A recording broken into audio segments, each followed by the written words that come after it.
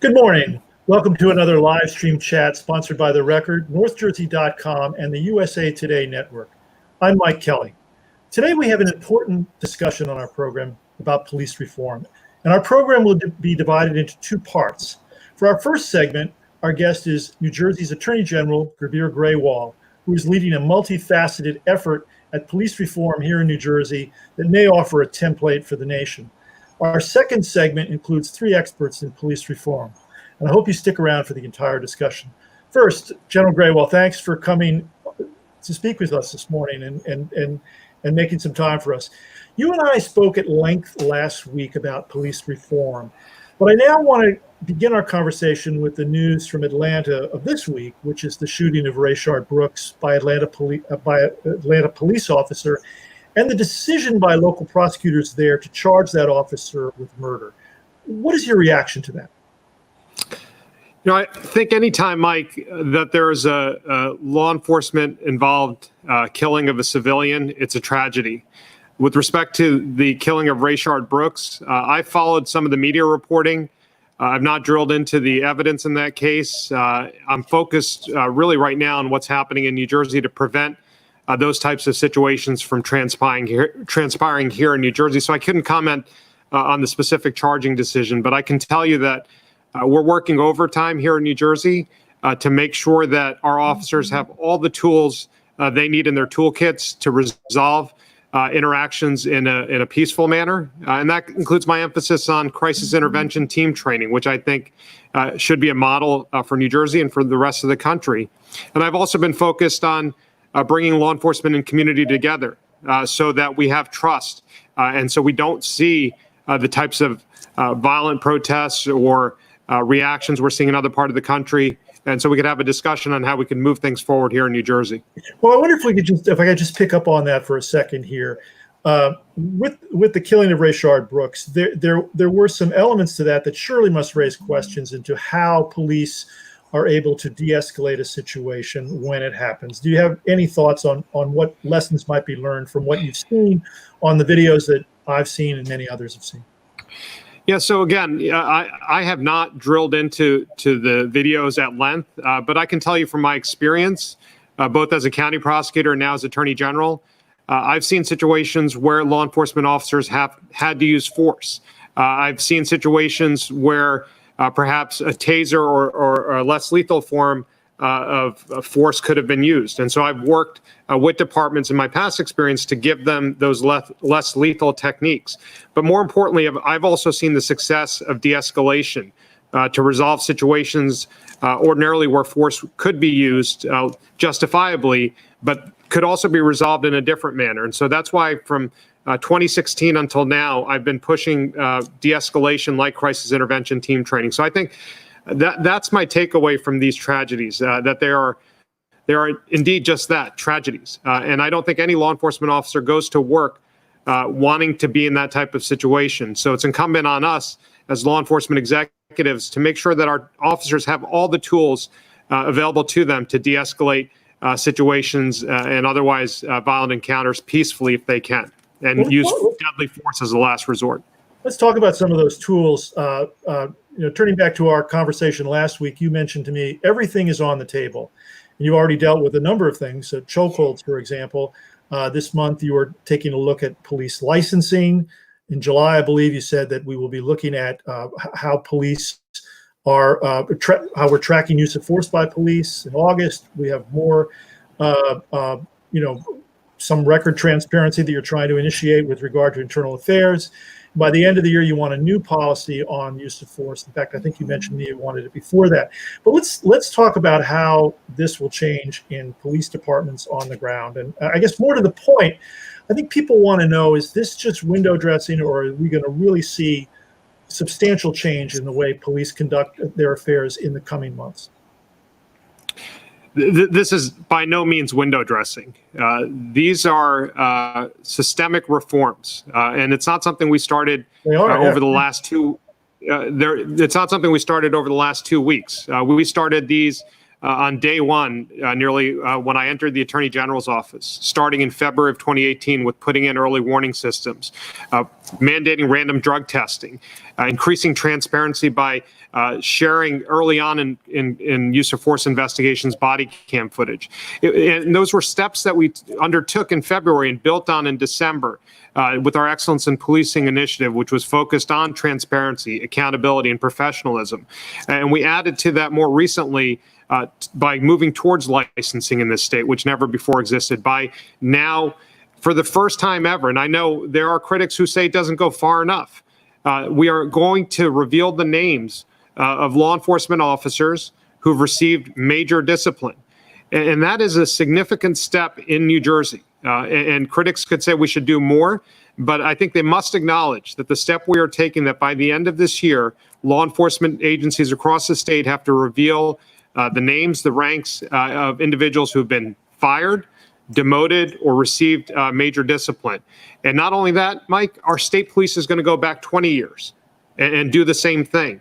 This is extraordinary transparency. This gives the public information that they have a right to know. And I'm so encouraged to see that other departments are following suit, like in Patterson with Mayor Saya and Newark with Mayor Baraka. And slowly, the momentum is growing. And I challenge more cities to do the same and follow the lead of the state police to go backwards. That's about creating a culture of accountability, that we are no longer going to protect the small number of people who violate their oaths to the detriment of the many. Well, this is an interesting point you make about culture, because I think at the top of the food chain, so to speak, if you have the records coming about officers who have committed major offenses, but I think some of the issues that we really need to deal with are at the real grassroots level inside police departments, because isn't it still police chiefs or high-ranking officers that basically control what happens if an officer steps out of line? In other words, you and I might agree that an officer has really overstepped the bounds, but within a police department that is actually disciplining that officer, they can come to a much different kind of conclusion as to what really happened. And I guess what I'm asking is, can there be some oversight to this that would force police chiefs and others in a particular police department to really abide by some kind of standard rules here?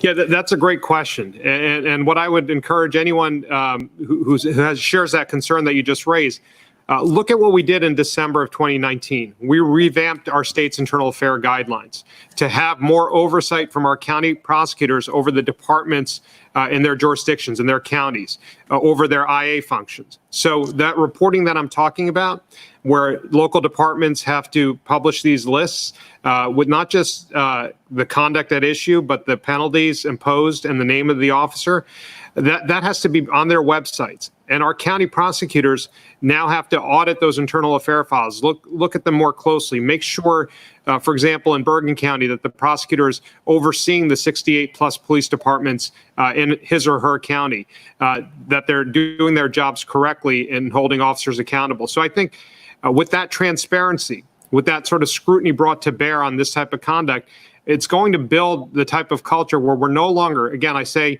protect the few to the detriment of the many. I'll give you an example. We have about 3,000 troopers, right? Right. On an average year, we give major discipline to about 20 of them. That means they get fired, suspended, or demoted. 20 out of 3,000 is less than 0.5%. Why are we fighting tooth and nail to protect the identities of less than 0.5% or 0.5% to the detriment of the 2,900 who do their jobs honorably and courageously? So that's what I mean about changing culture and getting away from that mindset of protecting the few to the detriment of the many. I think another issue with police culture really gets to training, and you and I spoke about this before. How can we force some of these hidebound police departments to really change the way they go about doing things? And specifically what I'm talking about, for all the talk about police, community policing, it has largely failed over the last 10 years, I would say. And I'm not sure you agree with that, but I think it's largely failed. And I'll tell you why. It's failed because many departments sort of appoint 3 or 4 or 5 or 6 officers to be, quote, community police officers. And the rest of the officers just go about their jobs the way they always have, which is basically riding around their cars all day and rarely getting out and talking to people in a non-confrontational situation. How can we change that kind of culture? So I think there's a couple of ways in which we do that. You and I talked about this. One of the things that we're doing is we're throwing out the police training manual. I talked to you about how I see it as a binder where a new trend comes and we just add it to the back of the binder, and we have this, incoherent training manual. And I said, well, what if we just blew it up and just came up with a whole new way to train officers so they're doing all the things that we just talked about? So that's one part of it, that we fix it in the academies. But to your point, a lot of this is resource driven. And I understand what you're saying. Some departments just check a box and say, we have a community policing unit that holds picnics and barbecues and does a couple of events a year. Right. But what's encouraging, Mike, is Newark. When a new academy class comes out, they've got to go through a period where they're just doing community policing. So you have hundreds of new officers on the streets meeting community members. You and I talked about Camden. They're getting it right. They're getting out of their cars. They're handing out business cards. They're knocking on doors. They're developing contacts with communities. So more work needs to be done, but there's some really encouraging models out there. And between training and others following the lead of Anthony Ambrose in Newark or Joe Wysocki in Camden, I think we can get there and get back to that, knowing your neighborhood and knowing the store owners and knowing the kids in your neighborhood. And that leads to better interactions. I think ultimately what this comes down to in the end, does it not, is the whole question of policing the police. And as I want to circle back to something I asked a few minutes ago, which is much of that policing of the police is left in the hands of the police themselves. Do you foresee a time when we may have a different way of doing that? I don't necessarily agree with that we leave it to police themselves. I mean, certainly the chief oversees his or her department. Sure. But we have redundancies. If a person has a complaint about a local officer, they can also go to the county prosecutor, who's the chief law enforcement officer in that county. And having sat in that seat, I've done internal affairs investigations of local police departments. I've gone and taken over the IA function of police departments, and our county prosecutors have that responsibility and that ability. And so when we revamped the IA guidelines, we made that plain to them that they have to do more of this just so there's accountability. But then people can come to us too, as the Attorney General, and ask us to intervene in a particular case or take a look at it. But I stood up a whole new office 2 years ago called the Office of Public Integrity and Accountability to do just that, to restore confidence in government because people have lost faith in their institutions. So we have a standalone office that its only mission is to do public integrity and accountability cases. So we've got a lot on the table here. I wonder if you could paint me a picture. Let's jump forward a year. What is policing going to look like in New Jersey, do you think? Well, if we jump forward a year, we are going to go through in the next 3 or 4 months robust community engagement to inform our new use of force policy. And then we'll start training on it. So we'll have that. Can you hear me okay? Sure, I can. I'm sorry I interrupted you. How is that community engagement with new use of force policy? How's that going to roll out? So great question. We're going to ask all 21 of our county prosecutors to hold listening sessions in their counties to get community input. We're also reaching out to civil rights and community activists to partner with them to have listening sessions. And we're partnering with law enforcement stakeholders to do the same. We're having a virtual town hall next week on the 24th. To kick off and talk generally about use of force so people are informed about the current policy. And then we stood up a portal on our website to do that, where people can come relay their experiences with police use of force or concerns or comments as to where we should go. That's nj.gov/OAG/force. So we're going to do that robust engagement. We're going to have a new use of force policy. We're going to start training on that new use of force policy if we're looking a year ahead. We'll hopefully have police licensing in place. We'll have the first list that I talked about of serious misconduct published by the end of the year, if not sooner. And we'll have departments that go back 20 years like the state police will be doing. We'll also, I think, have a new police training manual where we're training folks in a better way. And we'll have crisis intervention team training to representative samples of police departments. And hopefully we'll continue to build on the trust that we're trying to develop between law enforcement and community. So I think, we are on the right path. Our work started before the last 2 weeks. Right. A lot of work left to do. I'm passionate about this. I've been passionate about it since day one as a county prosecutor, and we're going to get it right in New Jersey because we have no other option. Jumping ahead even farther than a year, there's been a lot of talk about defunding the police, and if not defunding the police, certainly moving financial resources from police work to other types of agencies that may be more useful. I'm thinking here in terms of how do we handle the homeless population instead of sending an officer in a squad car, that we dispatch some other type of group of people, perhaps social workers or others. Do you foresee a time when we may have police? I know you're not in favor of defunding police entirely, but do you see a time when we may see a much broader look at police work, where we have not only just officers who deal with violent crimes and other things, but we have another kind of auxiliary type of force, call it social workers or whatever, who may deal with some of the kind of social problems that so many police officers are forced to confront. And oftentimes many of these kinds of social problems lead to some of the kinds of unfortunate incidents that we've seen around the country. Do you see that kind of template here in New Jersey? Well, 100%. I mean, listen, you hit the nail on the head. We're asking so much more of our cops now than before. Cops who went in the academy 25 years ago never expected to be mental health counselors, drug counselors, but they're the ones who are dealing with mental illness on a daily basis and drug addiction on a daily basis. And so that crisis intervention team model that I talked about, it is really a team. It's a training where you have 20 cops and 20 mental health professionals going through a training together. And the goal there is to develop those connections so you could have those handoffs to the treatment system. Right. I believe in smartly funding law enforcement, not defunding. So let's fund this type of training as we build up our mental health systems again, because those systems all broke down that the last safety net really is our law enforcement officers who are stepping up day after day to run to homes to save people with Narcan, to help people with mental health illness and issues. And so, let's build out this team model. Let's fund it while we address all the other systemic issues that are still left to be addressed.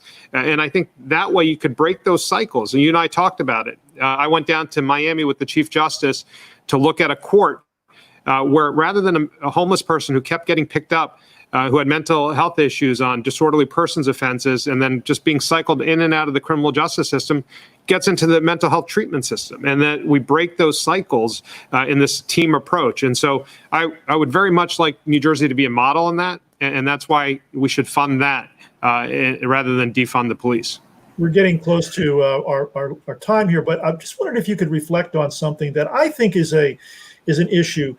It's one thing, I think, to convince the general public that we need police reform. And I think in large measure, we're seeing at least in some polls, that there is a feeling on the part of the general public that we need to change the way we police. But what's your sense of police? Are they willing to change? I think it does not come easy. But I have seen many willing partners in law enforcement over the years that embrace this type of change. And I think it's going to be a process. And it's going to be a process of engaging with law enforcement leaders, as I have been trying to do, as we move towards the type of transparency and accountability that we need. And that'll be a challenge when it comes to the serious discipline list that we talked about earlier. But I'll give you one example where they've come on board from the first instance, use of force. The Star Ledger did some reporting on this and did a force report where they did 5 years of Oprah requests and got every use of force report filed in the state, digitized it, analyzed it, and then told us how we were doing about use of force with Black and brown communities, use of force rates among officers. So we came together as law enforcement in this state saying, we're going to take on that challenge, build out an online system where we're doing this in real time, holding ourselves accountable and sharing that data publicly. And that was an extraordinary step. There was no resistance there. Law enforcement leaders across the board, from the unions to the chiefs associations, embraced that. And so it's my hope that they continue in that spirit to embrace our moves towards transparency when it comes to discipline, because we need to to have that type of scrutiny on police conduct, and in those rare instances where it happens, we need to be open about it. And again, I understand folks will say you need to go further, but I think we're making progress in the right direction towards accountability and transparency. Well, Attorney General Grewal, I really thank you for joining us this morning, and I deeply appreciate your time, and I hope we can continue this discussion because I think it's extraordinarily important, and I wish you well in your work. Thank you very much. Well, thank you, Mike, and I'd love to come back, and this is a conversation I want to lean in on with as many stakeholders as possible. So thanks for having me. Well, you have an open invitation. Thank you, sir. See you again. Take care. Thank you very much, Attorney General Grewal. For our second segment, we have three important guests. The first is CJ Griffin. CJ is an attorney and partner with the Hackensack law firm of Pashman and Stein. She has also emerged as a leading legal advocate for more transparency in police work and record keeping. Our second guest is Amol Sinha. He is executive director of the ACLU of New Jersey. He too has called for extensive revamping of police. And we're also joined by Walter Fields, a longtime civil rights activist here in New Jersey and former political director of the New Jersey NAACP. Hello, all of you, and welcome. Thank you for making time. First, Walter Fields, I'd like to begin with you. How do you think the African-American community views the kind of ambitious agenda that Attorney General Grewal has just outlined? Well, I think it doesn't go far enough. I have been saying for some time now that if policing was a Fortune 500 company, we'd be talking about Chapter 11 bankruptcy. So the language of reform is very troubling to me. We've had reforms in the past, but they haven't stopped the use of force, or they haven't stopped the killing of Black people. So what I believe is that we have to rethink this issue of public safety.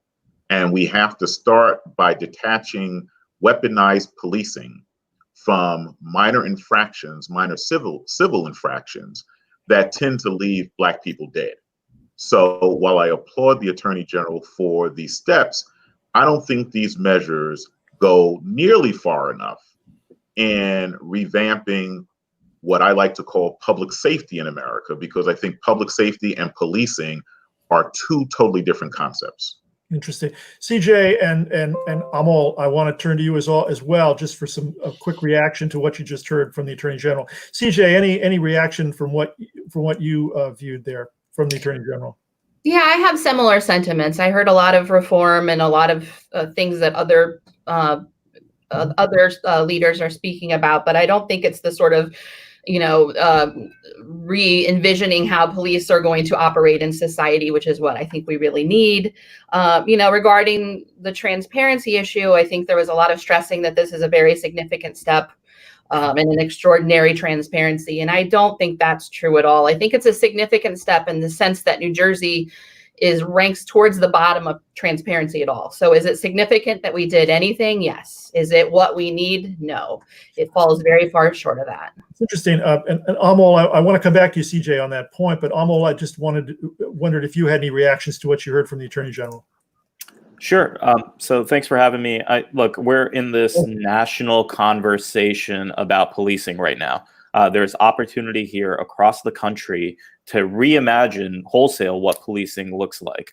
I do think that the Attorney General has taken some significant steps, and we have to give credit where it's due, right? No Attorney General previous to this one was able to remove us from the cloud of opacity where in which we were operating, right? We weren't able to get any information about who committed misconduct and why and what steps were taken. So the fact that we're taking steps, however incremental, is a big deal. So I think that's important. And also the emphasis on community-informed and community-led police policy is an important one as well. So I'm optimistic about what's possible here in New Jersey. Of course, I think we can do more. And I think we have to take steps to acknowledge a nationwide conversation about reimagining policing wholesale and stop accepting the premise that we have to call police for every single societal discomfort. I think there's opportunity here to reimagine the role of police wholesale and right-size the police so that we eliminate the toxic footprint that they have. I want to just throw this out to all of you one more time as well. What struck me about the Attorney General's agenda, I think we could probably all be in favor of some elements of it. What I'm concerned about is how quickly can we actually see some real change here? Walter, what do you think? That's the unpredictable, right? And so we're looking at a tragedy in Atlanta that should have just been an interaction between an officer and a civilian. Sure. He should still be alive today. It was just a matter of a police ride home, calling his sister, or getting an Uber to send him home. And I don't know how any of these reforms stops that sort of interaction. I think one of the problems is that we often have high hopes when we hear about reform initiatives, but it comes back down to the interaction between two human beings and whether or not a human is going to act ethically who is wearing a badge in that moment. I honestly believe that the only reason why Mr. Brooks was killed was because the officer was embarrassed by being overwhelmed by Mr. Brooks and felt that his only recourse was to use his weapon. And so until we redefine what we're doing with officers on the ground, and I honestly believe you have to take the gun from officers who are patrolling our communities. London for decades had bobbies, and it was based upon this concept of consent, to police, Pelian principles, right? And you only called in armed police when you had issues of the use of deadly force. We've just got to start thinking differently about how we have public safety in America. CJ, what was your sense of how fast we can actually see some of these reforms? I mean, I know you've been pretty active with police record transparency, but what did you? I asked the Attorney General, what can we see within the next year? And I'm not quite sure, we really have a clear picture of what we can see in the next year here. Yeah, I didn't get a clear picture. I know that there's community stakeholder meetings on the use of force policy. Right. I welcome that. There's a portal that people can go to on the Attorney General's website. I recommend that people provide their feedback. So I think that's all positive. I think Amol probably has some more ideas on the specific policies and legislation that could be moving forward. Amol, what did you think about how quickly we're going to see these kinds of reform? I mean, my sense from you is that, yeah, you agree with it, but can we realistically expect to see some of this reform agenda in place in the next year? I think we're talking about two conversations here. The first is what I mentioned as the wholesale reimagining of the police. Right. Now, in practical terms, which is what Walter's talking about too, I think. Yeah.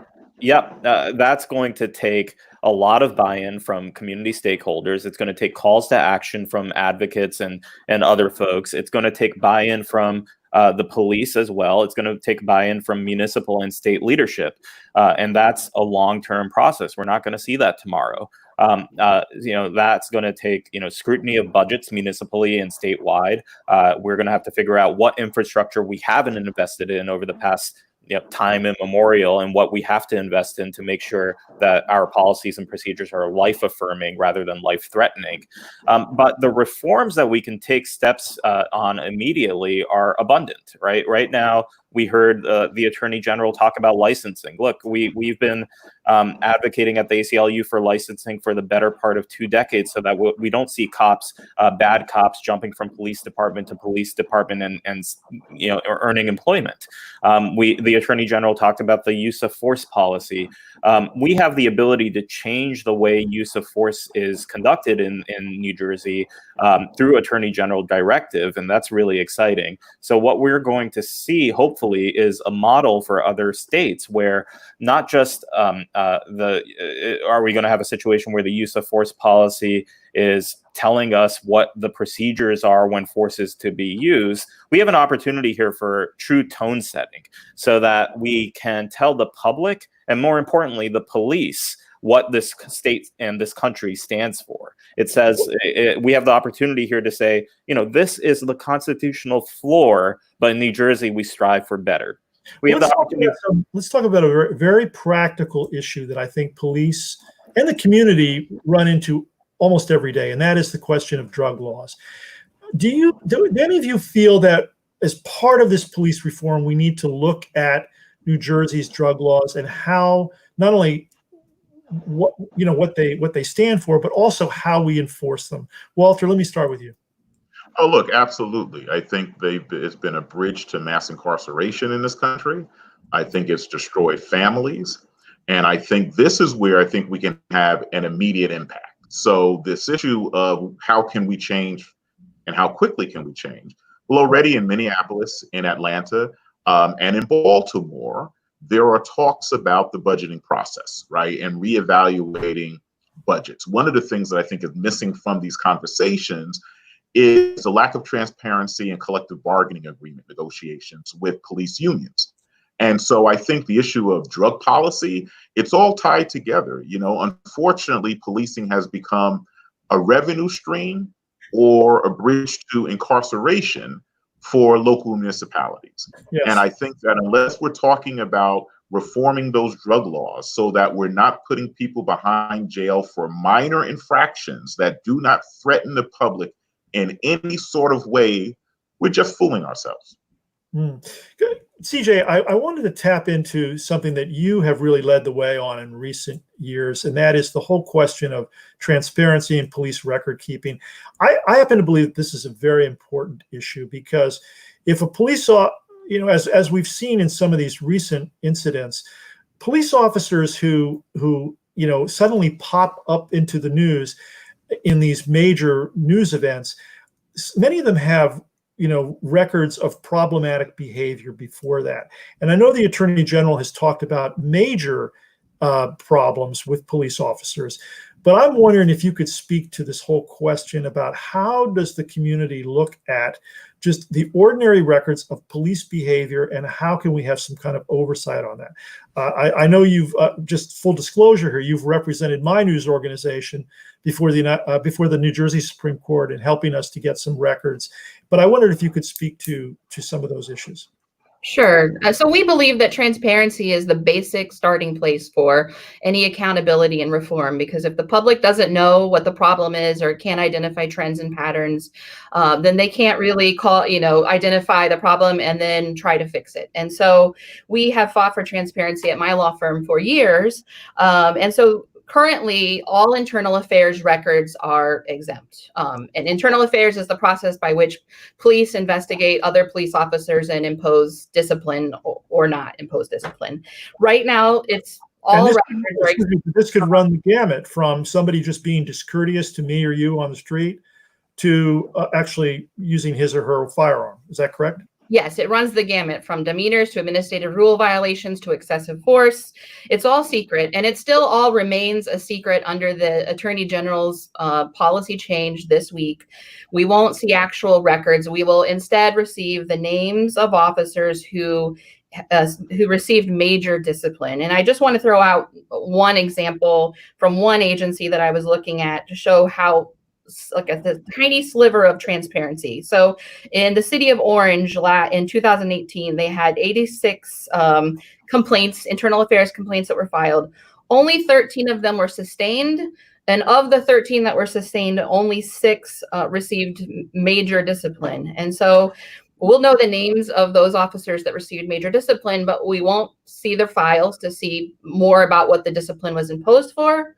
And we won't be able to look at those 85% of the other complaints and investigations to see whether they were conducted correctly. And I'm contacted by law enforcement. I think that's an important issue you raised there, because as I was trying to raise with the Attorney General, who is policing the police? Essentially, the internal affairs departments or bureaus in each of these police departments are run by the police. And so I think it comes down to a question of, is there a credibility issue there? Well, certainly there's, I have many police officers that have come to me and talked to me about problems in the internal affairs department, about misconduct that's swept under the rug and not investigated properly. We know that most excessive force complaints by the public are found to be unsustained. It's a real problem, and there's no oversight over that. And although this week's change was significant for New Jersey in the sense that it opens up something. It's not significant for the nation. In places like Florida and Georgia and now New York, there's completely open internal affairs files, and they will, as a result, be able to identify problems and patterns and trends and make the appropriate changes to policies and procedures and personnel and budgets and all of that. Transparency is sort of the starting point for change. So let me drill down on that a second, because you recently successfully litigated a very important case involving the state police. And it wasn't a use of force issue, was it? It was really a question of using racially insensitive language, or correct me if I'm wrong on that. I wonder if you could just explain that case. Sure. So I have a case that's currently pending before the Supreme Court where every year the state police publishes an internal affairs synopsis. I believe they're 2 years behind on that synopsis. And they 2 years behind. 2 years behind. Yes, the most recent report I can see on their website is 2017. So that is stunning in this age of computers that they're 2 years behind on that kind of thing. It is. And I will also note today the Attorney General said that his policy requires agencies to post their reports online. And I've been trying to do research, and I can find very few agencies that actually do that. So I hope that's something that he will address. But anyway, so the state police publishes this report. It's more detailed than what local agencies publish, and it says the type of major discipline that was imposed and a little blurb on why. And there was in 2015 a trooper that was required to separate from employment, is what it said, for engaging in racially offensive behavior and questionable associations. And so we sued to get the name, and we lost in the trial court, and we lost in the appellate division. And the Supreme Court accepted our petition for certification. So it's pending there. As a result of this week's policy change, the Attorney General did release the name, and the fact that the trooper resigned from her position. And so, that was a victory to obtain that name. Amol, I want to turn to you here. This is a question, what I think some of the work that CJ is talking about, and by extension, what Walter's also calling for, really is a question of balancing our civil liberties versus how police go about their business. How do you see this playing out in the next year or so? So I wanted to talk about something that you just touched on, Mike, which is, is it valid for the police to police themselves? I think even if we don't have an actual conflict, which I think there is great opportunity for an actual conflict, we have a perceived conflict, and that festers the mistrust that public communities have with the police. So I think it's important for us to take steps to allow for true civilian oversight over law enforcement. So how would that work in your view, in practical terms? Just lay out a vision for me. We have a great model in Newark, right? The Newark City Council and the mayor's office passed an ordinance that created one of the strongest civilian complaint review boards in the country. It allowed for civilians from organizations like the ACLU, the People's Organization for Progress, and other wonderful organizations to serve on this board in conjunction with Newark City's staff. It allowed for a subpoena power so that people can actually ask questions of police and make sure that they get the full story here. It allowed for investigative authority. It allowed for the board to issue recommendations to the police department, and that the police department would have to take those recommendations unless there was a serious opportunity for misjustice or injustice. And I think it was a model for the rest of the country. However, unfortunately, the CCRB in Newark has been embroiled in litigation because the police unions in Newark sued to stop that board from forming and functioning. And luckily, we have a city in Newark who has been, Mayor Baraka has been defending that lawsuit, against that lawsuit. But the Attorney General's office has been taking the position that this board, as it was imagined, should not exist. And I think that's a real problem. We should allow municipalities to see what is best for them and allow them to take steps to create robust civilian oversight boards so that we can have one step closer to true accountability of police. Walter, let me turn to you. Do you think such a move would improve policing and, by extension, credibility within the African-American community? I think only when these boards have teeth. If not, they become window What dressing. what do you mean by teeth, Walter? Meaning that they have subpoena powers, that they can have access to all records that they need to review the conduct of police officers. You know, it was CJ's work on behalf of your media organization, Mike, that allowed myself and my organization in Maplewood, New Jersey, to gain access to a videotape of Maplewood police. Yes, tell that beating black story. It's a youth. very interesting story. Please do. So on July 5th, 2016, after our township's fireworks, black youth were walking home, and the Maplewood police proceeded to try to march them out of town, out of their own town. These children weren't doing anything.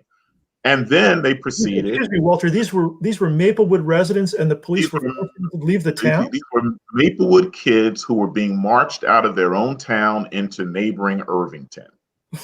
And the police decided that they would assault some of these kids. So they body slammed the kid, they pepper sprayed him, and they kicked him in the head. Now, we had asked for the videotape for months. The township wouldn't turn it over, right? The police department wouldn't turn it over. It wasn't until the ruling in the state Supreme Court in the case that CJ brought to the court that we were able to gain access to that videotape. And then the town is in an uproar. So we end up having the police chief and the captain, their resignations were forced. But here's the problem. There were people in the community that saw that videotape. And because of their relationship with the police department, they remained quiet. And so this issue of transparency is critical because we have officers today who should not be on the streets. And I think the Newark example didn't just come out of whole cloth, it came out of litigation. Like, why are citizens forced to use the courts to hold local governments accountable? Never get In something that's so basic as requisite describing. Yes, a bunch of children are walking home from a fireworks celebration, and the police are forcing them to go to a different town. I mean, I think if I was a teenager, I'd push back or say something nasty and probably get my head beat. You know, but absolutely. That's wrong. But that force report that the Attorney General referenced, guess which town was number one? Maplewood. Interesting. Right? So here's the dichotomy. Like, we're number one in the use of force against black civilians, and we turn around and we have police who assault black children and black activists by our organization, the Black Parents Workshop. We couldn't get access to the simple thing like the videotape of the incident. CJ, are we looking at a future where every time something like this happens, what Walter just described, that we've got to hire a lawyer and go to court?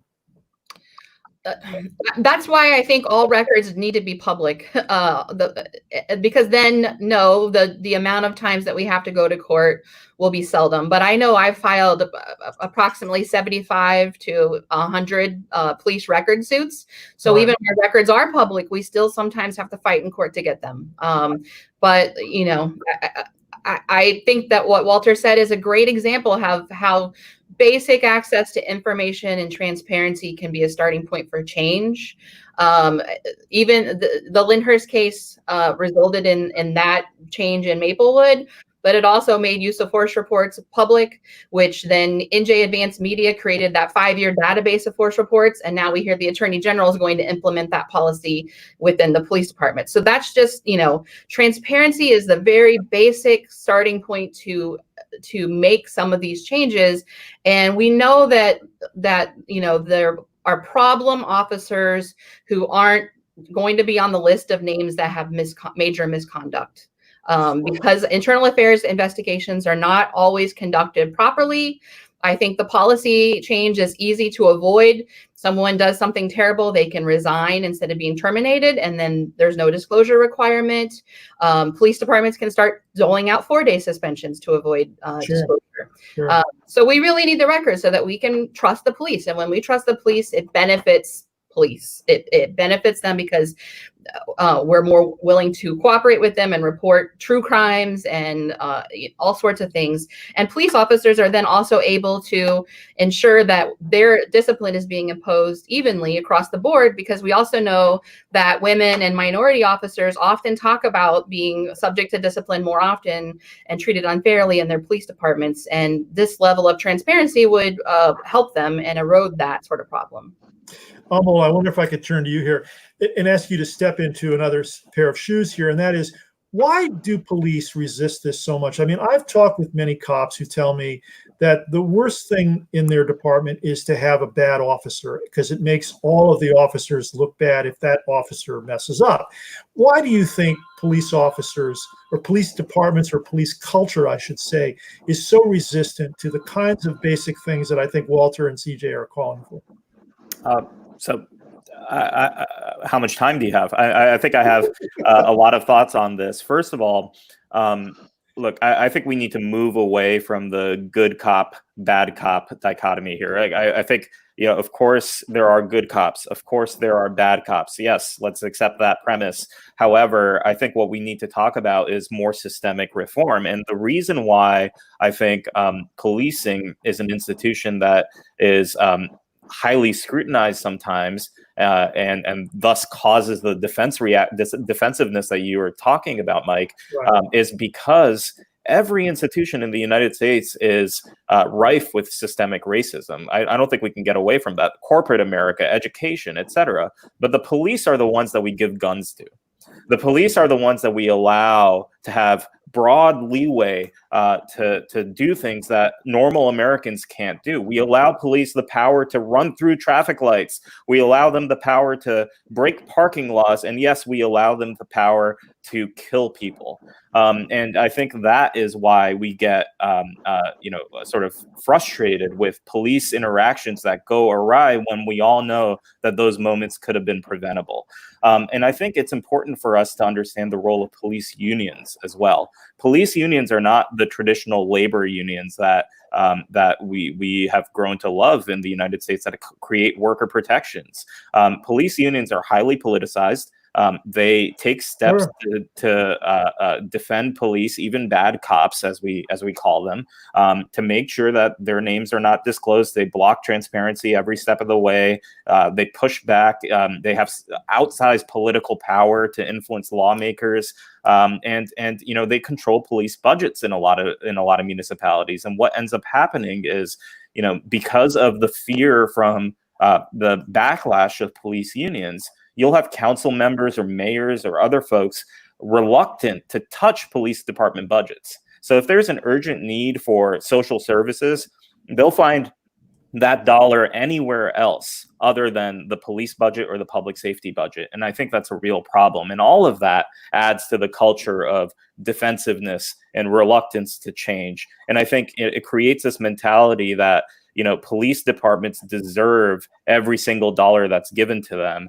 And you'll find, we're doing some budget analysis, or about to do some budget analysis in New Jersey, but, you'll find that police departments have routinely received all of the money that they've asked for every single year after year. So to talk about wholesale police reimagination, not only do we need to sort of think about where we can cut, we have to first stop giving the increases that we so willingly and blindly give to police departments over and over and over again.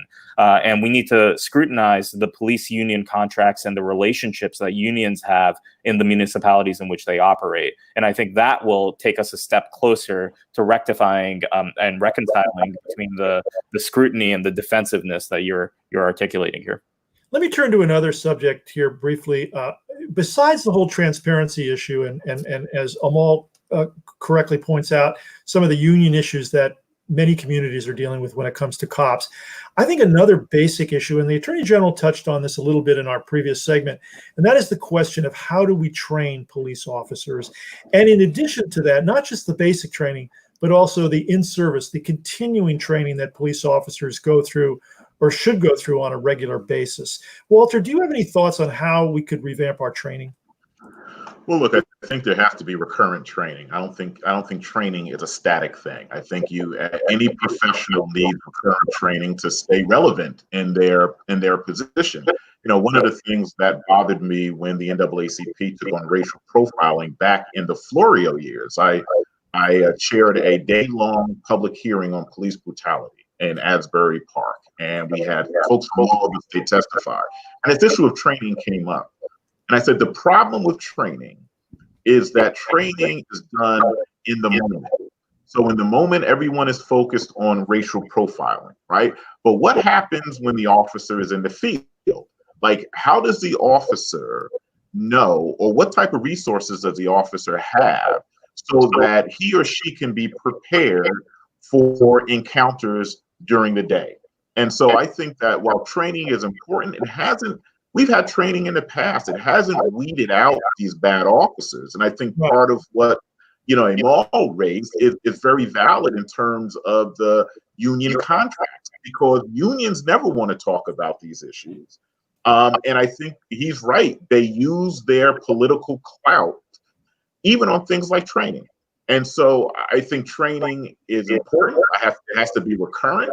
But I go back to the police union contracts, right? So the police union contracts, I don't think unions should be able to make political contributions, because I think we have to separate that power from them so that we can get to some of the nitty-gritty things about really restructuring policing in this country. Interesting. We're getting close to our time limit. I just wondered if I could ask each of you, what would be, if you were sitting with Attorney General Grewal right now, and you had the opportunity to put down, your most important couple of suggestions that you think should be added to his list of agendas, or perhaps his agenda, or perhaps even supporting whatever that, what would that be? CJ, let me begin with you. So I'll name two things, and I know that Amol and Walter can address the others. Mine would be the transparency issue. We need open internal affairs files. It is a shame that Florida is better than we are. This is New Jersey. We're always New Jersey proud. We should be leading, and we're following, and we're not. We're following far behind. And the second would be the demilitarization of the police. Our police department should not have military equipment. Basic training should not look like military boot camp. So those are two things, but there's many others. Yeah, it's interesting you mentioned that. I have done some work in studying police training, and I was amazed at the military style in which basic police training is conducted. They shave officers' heads, and police recruits are required to stand at attention as officers pass by. That sort of see it in the United States Marine Corps. That kind of thing. I was pretty shocked by that. Amol, what would be the top couple of ideas that you would want to see on the table if you were with Attorney General Grewal and part of his planning to revamp police work? Of course, I agree with CJ on the open records and the demilitarization. I also think that the Attorney General's office should take a different position on CCRBs. I think it's a great thing. For our viewers. Civilian Complaint Review Boards, which is the robust oversight mechanism that we could have if they have teeth, as Walter mentioned. And also, I would say there's an opportunity here to this might not be for the Attorney General, but a different systemic issue, to end qualified immunity in New Jersey and in the United States. Right now, explain to our viewers, what is that? Yeah, qualified immunity is a legal doctrine that shields cops from liability in court. So if cops are engaging in misconduct, they're going to be shielded from liability unless it was so extraordinary that they should have known that this thing that they were about to do was not only illegal, but it was clearly established that it would be a constitutional violation. So in practical terms, explain to me in practical terms, how would that play out? How would an officer have, avoid legal liability? In practical terms, what that means is if I feel as though I've been wronged by a police officer, you were treated discourteously or something, yeah. Not only discourteous, if I think that I was beaten up by a police officer, if I was seriously harmed by a police officer, even killed by a police officer, and my family went to court to seek damages, it would probably not get past the summary judgment phase, because most times officers are able to, shield themselves with qualified immunity because what they were doing was technically a part of their job, and they're able to say this over and over and over again. And the Supreme Court just recently refused to take a case that would clarify whether or not qualified immunity is appropriate. And I think it's important that we end that. And lastly, I would say that this is not necessarily a policy, but it's a culture. One thing that I would like us to do as a state is engage in truth and reconciliation, as Brian Stevenson puts it. But what I mean by that is talk about the racial justice impact of policing in New Jersey. I think it's incredibly important, when we address the use of force policy, when we talk about licensing, when we talk about CCRBs, when we talk about transparency, that alongside all of that, we also engage in a thorough racial justice analysis of who gets policed and why, and how communities are responding to policing, what the diversity of officers looks like, both on the field and in the police brass. And we want to make sure that not only is New Jersey represented in its police force, but that communities have a say not only in the shape of the police force, but the policies that they implement on the ground. Black and brown voices should be leading the way. It should be heard from the community up, and not police talking at communities about what it is that they do. It's interesting about the history of race and policing. Walter and I go back to a case 30 years ago, Walter, in Teaneck, the shooting of Philip Pinnell by a white police officer, which touched off all kinds of calls for police reform. Walter, I'm going to leave the last word with you. What would you like to see as the top agenda items with Attorney General Grewal? Well, look, I co-sign all of the above, and I would add random drug testing of police officers, because I think that we do have that problem in police departments, and it goes undetected and unrecognized. And then in terms of the Attorney General, I would ask the Attorney General to go to the legislature and say, we need to reduce the number of police departments in New Jersey. We are over-policed. We have multiple police departments. And I think the spreading of those departments decreases the quality of policing, because almost anybody can become a police officer. So I would say decreasing the number of police departments. And then the third thing, I think, quite honestly, is prohibiting police unions from making political contributions to candidates in New Jersey, because I think they hold disproportionate political power in these municipalities, and I think we have to end that. Well, with that, I want to thank you all of our guests, Attorney General Gurbir Grewal, and my guests on this segment, CJ Griffin, Amol Sinha, and Walter Fields. For the record and NorthJersey.com, I'm Mike Kelly, and for more information on this discussion or more articles about police reform, please turn to our website, NorthJersey.com. Thank you very much for tuning in.